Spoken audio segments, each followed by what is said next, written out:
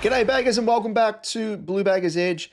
Well, I was very lucky enough to head down to training, or open training at that, once again today and not only capture some vision of the lads in their hit out, I was also able to feast my eyes on some brilliant bits of play and an absolute bolter who I was not expecting to kick three in a match sim. And yes, I was thankfully able to record vision of the match sim this time around, and I'm glad I did as I captured some very nice highlights. Now, throughout this training report, just on that, I will flash up bits of vision on screen for those of you watching on YouTube. So if you are only listening to the audio podcast side of things, I do highly recommend to jump across and check out the vision on YouTube. So as to that surprise goal kicker, I hear you asking, who was it? Well, it was none other than Matt Carroll, believe it or not. Now, admittedly, he did some nice things in the previous two sessions that I had attended, but he stood out head and shoulders above the rest in the match sim for me, and for good reason. Now, Carroll, he lined up in the Navy jumper and was allowed to play more of that high roaming role out of defence. So as the ball was transitioned through the middle, he was pressed up and provided a free option laterally countless times and to great effect at that. The first goal that he did kick came via that method, roaming the edge of the 50-metre arc and via a handball receive from Cripper. He then bombed home that long goal to open his account. The second, again, was almost an identical setup. Handball receive from a teammate running away from goal, to which he then put through the sticks. And the third was a bit of a lateral pass to him from just outside 50. He was dead centre and outside 50 for that long set shot goal. And he actually almost kicked a fourth as well, believe it or not, which is even crazier. I saw this and I immediately thought of, Port Adelaide and Collingwood to an extent, but more so Port when Houston was there, having him pushed right up to the 50-metre arc, knowing his booming kick could provide that goal-kicking option with his long-range kick. And I can definitely see this being a bit of a regular, occurrence for us in season. There are guys across the journey that have tried that. I mean, Adam Saad's probably the one in recent times as well. He's a long kick, as we know. But for this to be occurring multiple times in the match sim, I was like, well, this is it's more veering on more of a tactical side of things as opposed to it being a coincidence three times over. So again, I'm expecting to see it in season and I'm very excited to see it being put to good use. His positioning, I must admit, and field kicking was a standout. And I think that Carroll could be an absolute bolter to really step up his game in 2026. And you think back to, again, the end of the 2024 season, and it's crazy to think he was actually delisted. And you look at him now, you see his progression through the 2025 season. He played, 17 games? And, what he's showing now is, poles apart from what I guess the club saw and what they decided upon delisting for, which I think back then it was more so due to his injuries that they may have thought he may not have been able to overcome. I think he's always had the talent there, but for him to finally be given the crack and being given the opportunity to show his stuff, I think is very exciting. And yeah, as I said, can't wait to see him in 2026. And I do expect him to play a bulk of games. Outside of Carroll, how could we not mention the one, the only Jagga Smith? It really is hard not to. The kid, he just stands out for his high-level IQ, his evasiveness, and his elite skill set. Once again, on numerous occasions, he would spin out of traffic, weave through a contest, and emerge unscathed. They always say that Scott Pendlebury, can slow down space and time just with having the time to dispose of the ball and get himself out of really tight situations. But I think Jagga almost conversely, a bit of an almanac from Back to the Future where he can anticipate what's going to happen next and be able to, spin out of issues and get himself out of trouble. It's simply incredible to watch. There were countless times where he would back out of a stoppage with the ball and, almost concede meterage, I guess. He'd be running away from his goal side. And it reminded me so much of those of you out there who watch the NFL, but it reminded me so much of a quarterback play where the quarterback would get the ball and run backwards before running laterally or running forward or throwing the ball or whatever. And it reminded me so much of that because he's conceding meterage by running away from his own goal. But in doing so, that allows him to have the time and space to choose the best option to hit up with a pass. And, again, it just speaks to that real high level IQ, his football smarts. And yeah, what can I say? The kid is just He's something special, and I can't wait to see him don the navy blue officially in 2026. I can't go without mentioning this guy either. I mean, they kind of go hand in hand, and it's Walshy. So I harp on about Walshy just as much as Jagga, but for good reason, because again, he is on another level for 2026 with the confidence that he's playing with and his power through stoppages and just knowing where to position himself. Talk about Jagga and his smarts, his high level IQ, but Walshy, I think he must read the same almanac as Jagga. I reckon he's just simply elite, and this bloke, in order to fulfill the same heights that he showed in the 2023 final series that earned him the Gary Ayres medal for best performing finals player, he needs to be given an outside game, whether it be even pushing up onto the wing potentially, but give him that outside role, whether it be roaming on the wing, spreading wide. When he has that ability to spread, he has that time and space and the ability to be such an elite kick. When he's under pressure, when he's playing that more contested style of game, which we've had him play in recent times, there's been numerous instances where that pressure has kind of mounted and he hasn't been quite as accurate as a kick. But yeah, the game that we had him playing today, it was more outside. He was spreading from stoppages and just to great effect. And again, it's the expectation for me, from what I see at the moment, if this can translate into the season proper, by God, look out competition. Moving on to another player as well that we've spoken about previously, but again, we just need to be ringing the bell for these guys that are just having a consistent outing across the course of the preseason, and it is the youngster in Taylor Byrne. Again, just going from strength to strength. His ability to push up the contest is very exciting. He's pushing up more as that sort of high half forward at stages, and he's really blown me away with his pressure and his tackling as well. Like I'd seen snippets of him in the under-18s, but I didn't quite grasp his skill set around, his pressure and just his overall tackling, because this bloke loves to cuddle, and his kicking was a feature as well. His kicking, field kicking outside of goal kicking, which I've spoken about in previous videos, is really good, but his field kicking, I think, is just as good. And I have no doubt this young fella, he's going to make his debut in 2026. Whether it be in opening round, we'll just have to wait and see. But, there's definitely an opening there, as I've spoken about previously, with Jesse Motlop being ruled out for the year. But, yeah, I mean, there's an opportunity there for him to step up and really continue ticking the boxes that he has been so far in the preseason. And if that continues, I expect to see him feature early on, and an exciting young fella, that is for sure.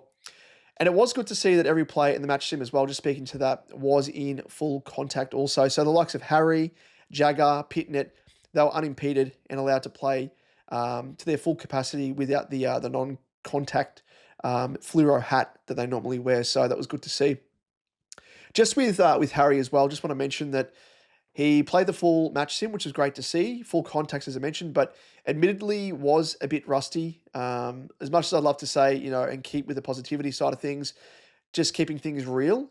He did drop a couple of what I think are gimme type marks, went through the bread basket, overhead, even just, chest marks. But I think we can cut him some slack coming back from that, hamstring complaint that he had. But just speaking to that, there wasn't really any obvious signs that he was being hindered from that. But I'm just glad to see that he got through the session in good nick. That is the main thing there. One thing that I did notice this time around, more so than the previous two open training sessions that I will mention as well, was around culture and chemistry, which, as we know, is an important thing that has been lacking in especially 2025. And today it came in the form of players getting around individuals who kicked a goal, those who laid a strong tackle, or perhaps even copped a whack after throwing themselves into a contest. Now, using the goal scoring as an example, you'd see a player mobbed by at least minimum 5 players plus, which was very refreshing to see. Like, everyone was just getting around everyone, pats on the back, pats on the ass, pats on the head. And I reckon the best way to describe it is, if you were foreign to the game of AFL, you would have thought that, the player kicking the goal had kicked their first career goal, the way that they were being mobbed. And even the guys who copped a hit, like Gov in one instance, he was one such player who was slow to get up after a contest. And Hainsey, I think it was, ran over and took the time to grab his hat, help him to his feet, which, it's just great camaraderie and chemistry. And it seems like such a small thing, but I think in the grand scheme of what the team has been dealing with, the Demons psychologically, getting thrashed by Brisbane in the elimination final, um, the round one game against Richmond that we lost. These little things that I think we kind of need to get the monkey off the back, and kind of eroded the chemistry and overall culture within the team as well.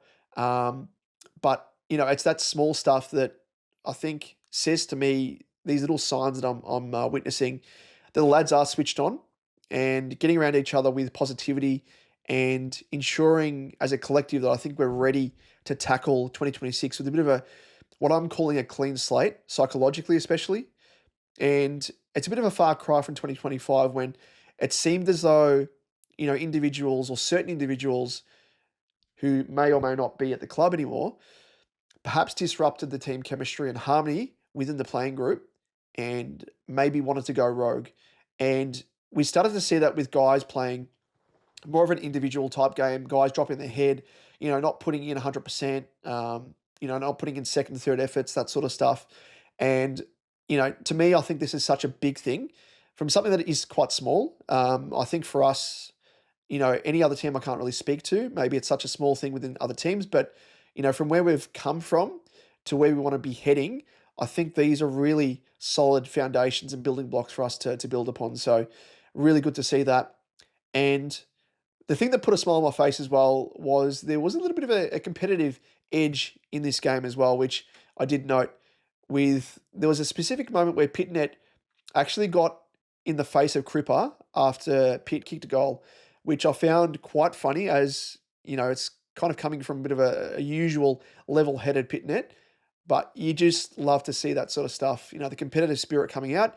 We know it's just match C, and we know it's just training the preseason, but as I said, it's such a small thing that if we're putting things into practice like that now, when we hit the season proper, we want to be continuing that positivity, that mindset, the team chemistry, the harmony, and that competitiveness as well. So a real big tick in those boxes there. The other thing that did impress me was seeing instances of certain players imparting their, wisdom and leadership to teammates in their own line. Whether or not you're a defender, midfielder, forward. I captured vision of Weeders, which I'll show on screen now on YouTube, giving some pointers to Harry Dean at one stage around from what I could gather, was his body positioning in a contest. And then I also saw Harry and Hayward as well directing their fellow forwards in terms of positioning, leading patterns, all that sort of stuff. And speaking of Hayward, bit of a segue here, he was the other one who stood out to me. I don't think I spoke about in the previous two training sessions, but I think what he brings, and from what I saw today, what he brings to the table in terms of his talent speaks for itself, obviously, but his maturity and leadership is perhaps the hidden gem that will prove pivotal for helping our forward structure and our leading patterns and chemistry as the overarching thing as well. We think back to, with Charlie and Harry, there were so many times when they both got in each other's way across the journey, and leading patterns largely were non-existent within our forward 50, especially in 2025, but 2024 as well, that applied to. And I think Hayward would definitely help with his experience, knowledge, and his leadership there as well. Now, in briefly mentioning Ollie Hollands, I want to summarise his very solid day with what I thought was play of the day that came via this brilliant passage of play, which you'll see if you're tuning into us on YouTube now on screen. And it begins with Reedy bombing the ball inside 50 under pressure. The ball spills to ground level, where Walshy displays some incredible awareness that I spoke about earlier. Reading that almanac and being able to predict things before things actually happen. He was able to handball over his head into the arms of Ollie Hollands. He looks up and he's presented with two defenders, but he manages to spin out of trouble. He regains his balance and then check sides the ball for a very, very classy goal. And it was there was a roar from the crowd as well that were just up and about.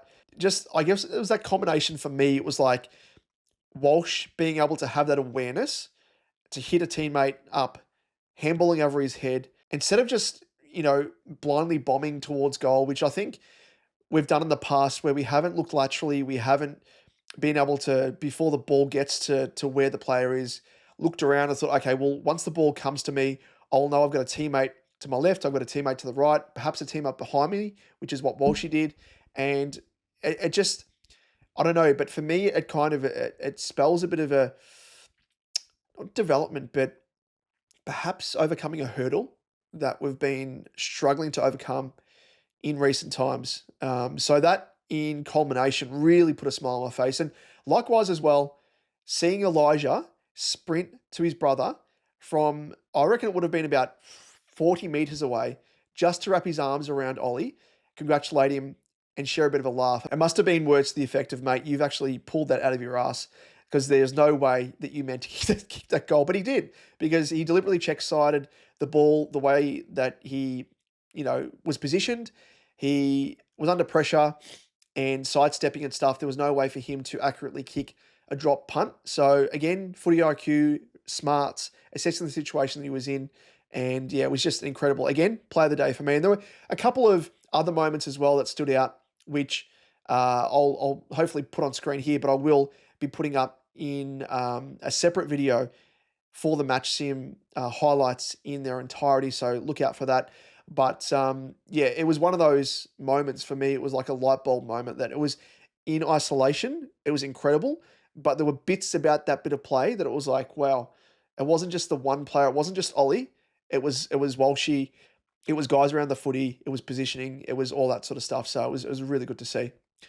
However, of course, there was an injury, and the one injury that was sustained on the day came in the form of Blake Acres. He went off with his arm wrapped in his jumper, like a bit of a makeshift sling, if you want to call it that, with early whispers that he's hurt his shoulder once again. We don't know the extent as yet, so we'll have to wait to hear more about what the level of extent of damage is. But given it is now, I think, a recurring injury for Acres, I'm not all that surprised, really, as it may be something that hampers him for the remainder of his career, which is annoying to think about. But hopefully, it's a case of, it's popped out, we can pop it back in. There's no ligament damage, there's no tears, none of that sort of stuff, and he can hit the ground running. But yeah, bit of a sour note, I think, to end what was a very, very, very nice day. But in closing, just a bit of a shout out as well to those legends that saw me set up with my video camera. I normally set up on the kind of the wing, maybe a bit of a sort of half-forward flank area. There's a few legends there that came by to say g'day and kindly thank me as well for providing the open training vision that I am doing for those that can't make training. It is always a pleasure meeting all of you out there. So in the future, if you do catch me at training, don't be afraid. Feel free to come over, say g'day, and yeah, always appreciate all of the feedback as well. Good, bad, constructive, all that sort of stuff. So again, thank you so much for the kind words. To the gentleman, I'm not even going to guess his name as to who it was, but it was a bloke in passing. He didn't stop for a chat, tapped me on the shoulder. He was walking past and continued walking. It was just like, mate, I really appreciate the work that you put in with these open training videos, especially for those people that can't make training. So whoever that was, thank you. And thank you again to all the others as well that came over for a bit of a chat. And yeah, always appreciate that. And just on that as well, if you were fortunate enough to be at training, who stood out most to you? Was there someone else that I haven't mentioned that perhaps caught your eye? Let us know in the comment section down below if you are watching us on YouTube. I'm always keen to hear your thoughts. A reminder also that I will be uploading, as I mentioned earlier, the match sim in a separate video, which will run for around about 15 to 20 minutes with long, unedited passages of play to give you a bit of an idea of the skill set. So the good, the bad, the ugly. Of course, with the goals, setups, and some goal kicking work, and of course, player signing as well to round things out. So make sure to check that out in full. And someone was kind enough to give me a super like, I think it's called. That may be incorrect, but it was a donation in my previous training video, which I totally do not expect at all any of you tuning in to be parting with your hard-earned money. So whilst I really do appreciate it, your support in the form of a like, subscribe on YouTube is absolutely amazing enough. And if you're listening to us in audio podcast format, lob a rating our way on Spotify or Apple Pods, and I'll be a happy little chappy. So again, you don't need to pay me, all that sort of stuff. I do appreciate it. I won't say no.